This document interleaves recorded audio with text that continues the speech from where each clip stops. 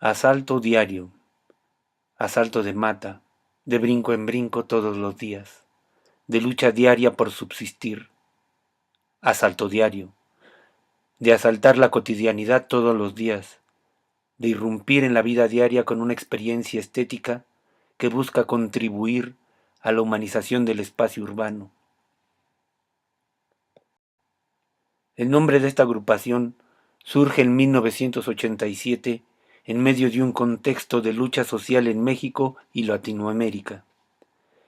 En medio de la organización social y vecinal surgida del sismo de 1985, en una ciudad en expansión, con cinturones de miseria y un crecimiento desordenado. Es propuesto por jóvenes que provienen de colonias proletarias y periféricas, donde la violencia, la delincuencia, la marginación y el asalto es el pan nuestro de cada día. Son jóvenes del norte de la ciudad que cruzan al sur todos los días para poder recibir educación artística y acceder a la infraestructura cultural que les permitió pensarse a sí mismos dentro del campo de la danza, no solo como un grupo de danza, sino como un grupo de experimentación artística.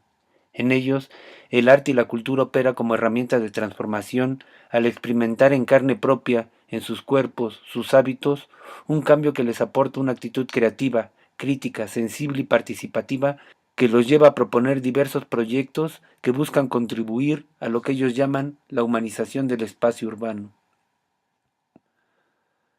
Podemos decir que los fundadores del grupo Asalto Diario se conocen al interior del grupo Contradanza, donde sus miembros reciben una formación en técnica limón en contracorriente del Graham, que en esa época era la técnica hegemónica. Por esos tiempos también aparece en la escena mexicana la kinesiología y se empieza a aplicar en la formación de la danza lo que para esta agrupación significa la oportunidad de explorar desde otra visión el cuerpo. Esta agrupación, como otras de la época, se encontraban en la búsqueda de sus propios lenguajes. A pesar de recibir una formación técnica moderna, se buscaba crear obras donde el lenguaje, en este caso particular, se contraponía a las posiciones abiertas, se buscaba proponer nuevas formas. Por otro lado, esta agrupación se planteaba un compromiso social y se ligaba a movimientos sociales. Es así que en 1985, después del sismo, Contradanza sale a los albergues de damnificados y entra en contacto con los vecinos y sus organizaciones vecinales. Después de un tiempo, Contradanza regresa a los circuitos oficiales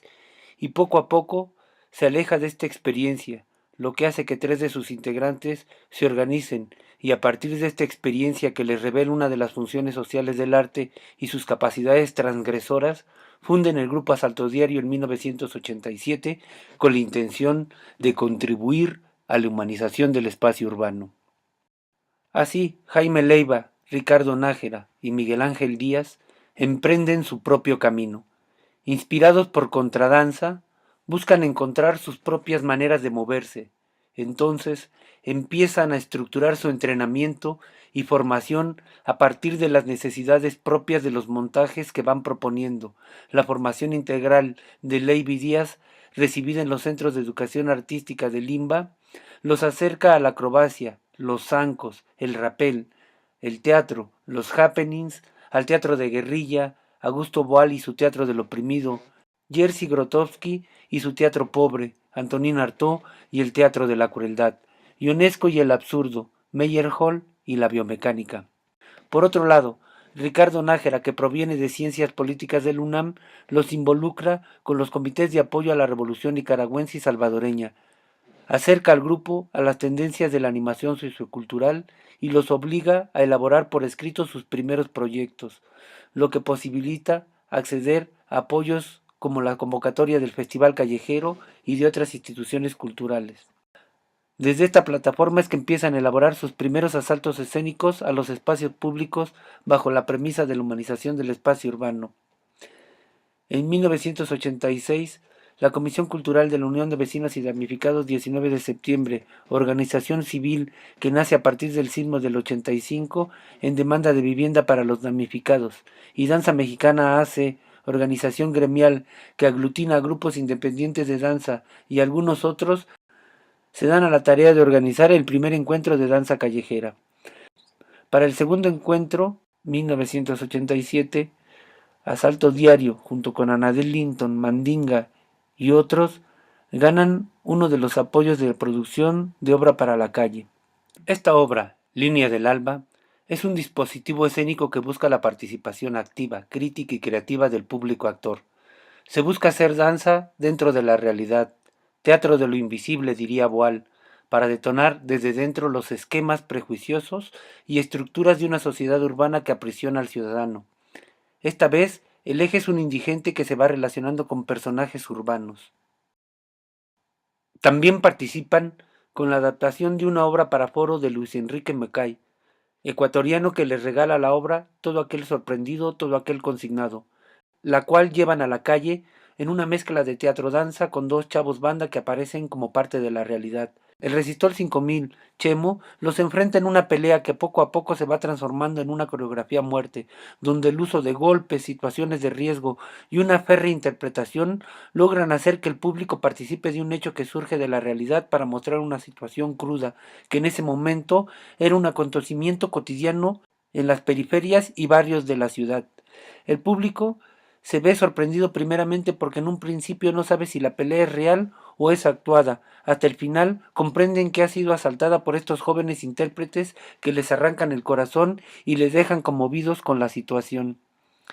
En el tercer encuentro, 1988, vuelven a ser apoyados para producir lo que sería 20 años produciendo calidad, Suite Semafórica, 1988, hecha para celebrar los 20 años del movimiento de 1968, en la que unos payasos de esquina, en ese entonces inexistentes en el menú de trabajadores de los semáforos, hacían aparecer un circo donde se dejaba ver el ambiente represivo de la época. Así los payasos se transformaban en policías y estudiantes activistas, en represores y pueblo organizado. Esto acontecía en la esquina de Eje Central y Avenida Ricardo Flores Magón, mientras la marcha venía en camino a la Plaza de las Tres Culturas. En 1989 surge El Fauno, una agrupación teatral que propone una formación de laboratorio cercana a Barba, donde participa Jaime Leiva. A partir de lo aprendido en esta experiencia, se propone un entrenamiento que mezcla teatro, danza y se busca entrenar al cuerpo físico, el cuerpo emocional y la voz como elemento sonoro. También se inicia la formación musical de este grupo. Jaime y Miguel se inscriben en la Escuela Nacional de Música de la UNAM. En esta búsqueda se funda el Laboratorio de Movimiento de Danza Teatro, en el que se forman y entrenan hasta que llega a México vía la Coordinación Nacional de Danza 1990-1995, maestros de los Estados Unidos de América, con la información del release, la improvisación de contacto, la anatomía aplicada, el pilóbulus y el flying low. Esto termina por definirlos como intérpretes, haciendo una mezcla al interior del laboratorio desde su formación formal de las técnicas modernas impartidas en las escuelas profesionales de danza en México en los años 80-90, los aportes del teatro, la acrobacia y las técnicas circenses, la música, la kinesiología y la danza posmoderna.